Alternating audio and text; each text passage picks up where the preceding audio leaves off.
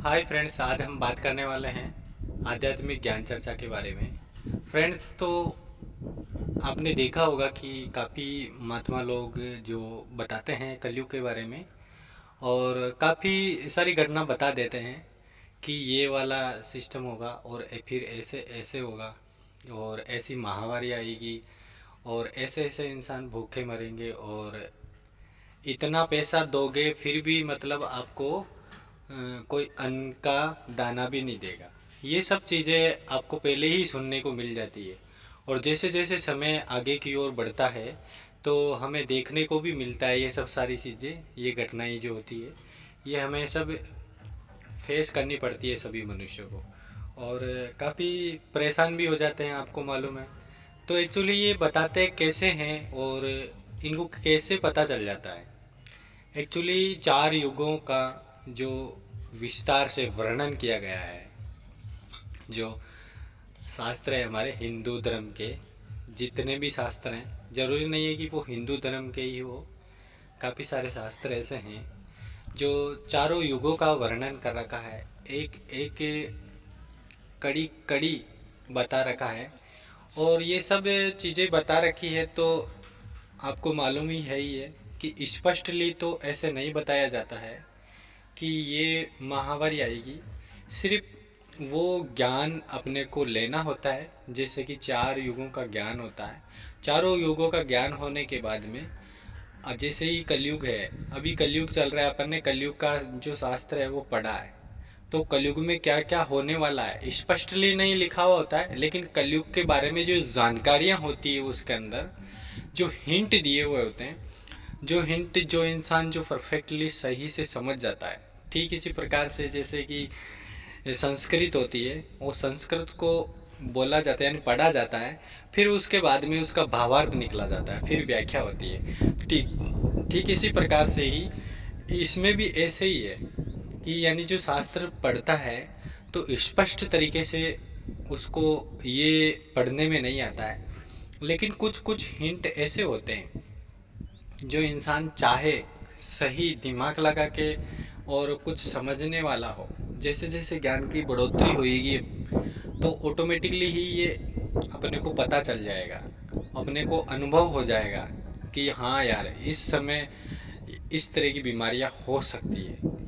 लेकिन परफेक्टली जो टाइमिंग होता है, टाइमिंग का मतलब यानी स्पष्ट रूप से समय नहीं बता सकते, वार नहीं बता सकते, ये चीज़ें मालूम नहीं चल पाती है।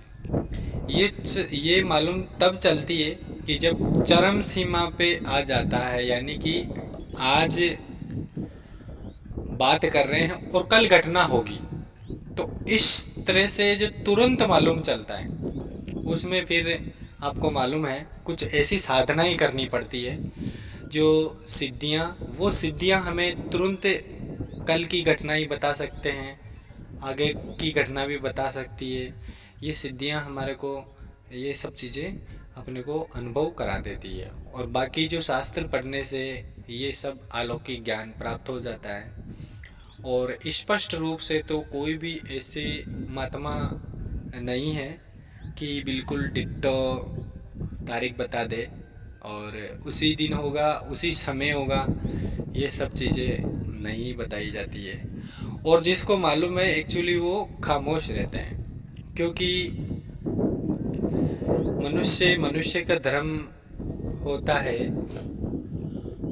कि खाना पीना, रहना और रोटी कपड़ा मकान और आध्यात्मिक ज्ञान चर्चा और ज्ञान प्रसारित करना और ज्ञान बांटना, ये हमारा मनुष्य का जीवन है। और दान धर्म ये सब मनुष्य का ही है। तो अपने खुद को ये ध्यान रखना चाहिए। और काफ़ी सारे महात्मा ऐसे हैं जो काफ़ी बड़ी बड़ी सिद्धियां प्राप्त कर रखे हैं और डिट्टो टाइम भी बता देते हैं, यानी कि इंसान का मरने का समय भी बता देते हैं और कब क्या उसके साथ में होगा, ये सब चीज़ें बता देते हैं। लेकिन फिर भी वो क्यों नहीं बताते हैं, वो खामोश क्यों रहते हैं? तो इसका एक ही रीज़न है मित्रों, कि बहुत बार आपने देखा होगा कि हम जब से जन्मे और लास्ट टाइम तक हम जब मरेंगे तो हमारे भी 7 चेहरे बदल जाते हैं, 7। और वैसे अगर सही से देखा जाए तो 7 क्या 700 बार अपना चेहरा चेंज होता है। सुनने पर अटपटा लग रहा होगा, ठीक इसी प्रकार से मैं आपको विस्तार से समझा देता हूँ कि जैसे हमने जन्म लिया उस टाइम की फ़ोटो हो सकता है आपने देखी हो या अपने बच्चे की देखी हो, वो किस तरह का दिखता है। फिर 4-5 महीने बाद में वो चेंज हो जाता है। फिर साल 1.5 साल बाद में उसका चेहरा अलग से दिखने लग जाता है। 5 साल का होता है तो जो जन्मा उस टाइम से और वो जब 5 साल का होता है बिल्कुल मैच ही नहीं कर पाता। अगर वो फोटो दिखावे और ला जो 5 साल बाद की फ़ोटो अगर किसी को दिखावे तो वो स्पष्ट रूप से मना कर देंगे कि नहीं यार ये लड़का ये नहीं है। फिर अपन उसको सही तरीके से चेक करें तो फिर अपने को पता चलता है कि ये बंदा यही है। ठीक इसी प्रकार से अपना जो बॉडी का वी शेप है ये 7 बार चेंज होता है, यानी कि हमारे 7 नए जन्म अलग अलग चेहरों में हो चुका है। तो मेरे परम मित्रों, ठीक इसी प्रकार से ये जो कलयुग है इस कलयुग में ही चेंज होता रहता है। हर समय हर वक्त कुछ न कुछ नया होता ही रहता है और चेंज होता रहता है। जैसे अपना जीवन है ये भी चेंज होता रहता है, कभी एक समान से नहीं रहता है। जो कल गया वो समय वापस नहीं आएगा और जो आने वाला समय है वो पहले भी नहीं आएगा। वो जो चलता है प्रकृति के अनुसार से ये चलते रहते हैं। तो जो प्रकृति अपने हिसाब से समय को चलाती है तो ये ठीक ढंग से सही यानी बैलेंस से ही चलाती है, डिसबैलेंस नहीं होने देती है। और जब हम इसको डिसबैलेंस हम अपना खुद का जीवन डिसबैलेंस कर लेते हैं, क्यों? क्योंकि प्रकृति की छेड़छाड़ करके ही अपना खुद का डिसबैलेंस कर लेते हैं। जैसे कि आपको मालूम है कि अपने को खुद को पता है कि हम आने वाले समय में बूढ़े होंगे और बहुत सारे लोग उनको भी पता है कि हम आने वाले समय में इस तरह से दिखने लगेंगे शायद। तो वो क्या करते हैं उस डर से कि यार मुझे तो बूढ़ा नहीं होना, मुझे तो जवान ही रहना है, तो वो क्या करेंगे कुछ ऐसी चीज़ें प्रयोग कर लेंगे जो शायद वो भविष्य में काफ़ी टाइम तक बाद तक वो बूढ़ा होता और उसका विषय भी मस्त रहता, लेकिन वो समय से पहले ही बूढ़ा दिखने लग जाता है। क्यों दिखने लग जाता है? क्योंकि वो काफ़ी सारी ऐसी अनाप शनाप सी चीज़ें यूज कर लेता है अपने बॉडी पे, फेस पे, इसलिए वो पूरा डैमेजिंग हो जाता है। तो इसलिए जो जैसे चल रहा है और प्रकृति जैसे चला रही है हमें वैसे ही चलना चाहिए। हमारा जो कर्म फल है पिछले जन्म का भी और इस जन्म का भी ये हमारे लिए लागू होता है। और अपना जो कर्म है वो करते रहना चाहिए। ऐसे भी नहीं रहना चाहिए कि यार मुझे तो भगवान सब कुछ करा देगा, नहीं। परमात्मा हमेशा उसी को ही फल देता है कि हम कर्म करते रहते हैं और कर्म करते ही रहो, ये हमारा जीवन है। कर्म करना चाहिए, जैसे जैसे कर्म करते रहोगे परमात्मा अच्छा बुरा कर्म ये सब कुछ निकाल के उस कर्म के अकॉर्डिंग अपने को फल देते रहेंगे। और बहुत बार ये होता है कि अपन कर्म भले ही अच्छे कर रहे होते हैं लेकिन फिर भी हमारे साथ बुरा बुरा होता रहता है। तो ये रीज़न यही होता है।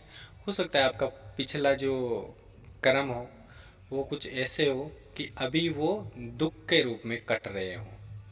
ऐसे टेंशन नहीं लेना है कि यार मुझे इतना दुख क्यों है, वो पिछले जन्म का जो दुख है वो हो सकता है कट रहा हो। और हमेशा चाहे कितना भी दुख आए नॉर्मल तरीके से अपना लाइफ जीना चाहिए। नॉर्मल तरीके का मतलब यह है कि हमें पता है कि अभी थोड़ा अपना समय ख़राब चल रहा है तो उसी हिसाब से अपने को जीना चाहिए। ऐसे नहीं कि जैसे शौक बड़े बहुत लोग बड़े शौक करते हैं उनका जीवन तहस नहस हो जाता है फिर भी वो शौक को चेंज नहीं करते, फिर ऐसी हालात हो जाते हैं कि वो संभल नहीं पाते ना समय से पहले, तो एक दिन वो अंत गति को हो जाते हैं।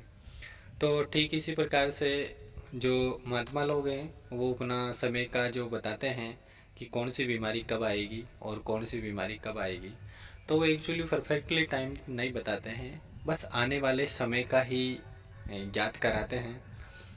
और अब ऐसा समय आ रहा है मेरे मित्रों कि जैसे आपने देखा होगा कि काफ़ी सारे बैल दिख रहे हैं।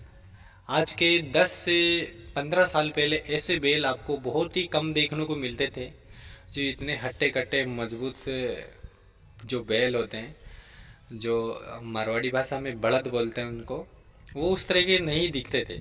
आजकल आपको मालूम है कि हर जगह सांड की तरह दिखते हैं और असंख्यात रूप में दिखते हैं, यानी कि काफ़ी सारे।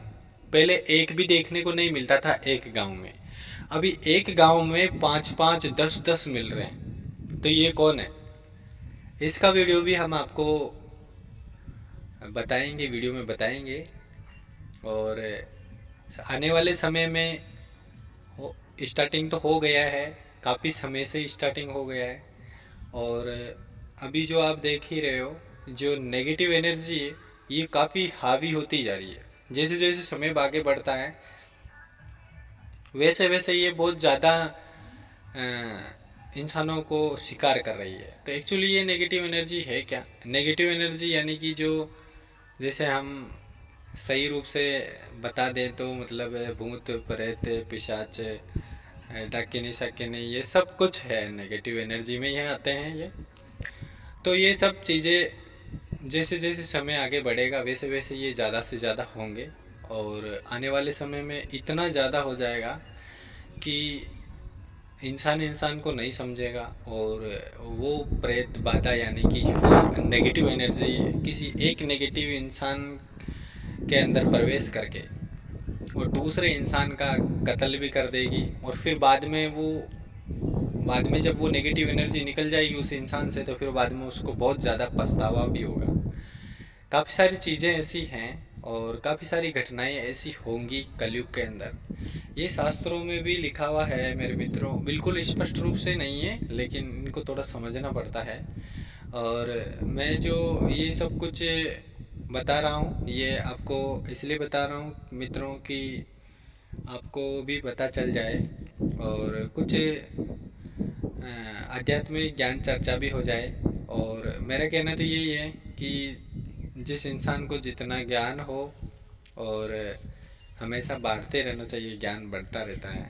और मैंने ही ये वीडियो के माध्यम से आपको ये सब बताया है, और आने वाले समय में ये जो कुछ भी होगा और मैं बताता रहूँगा।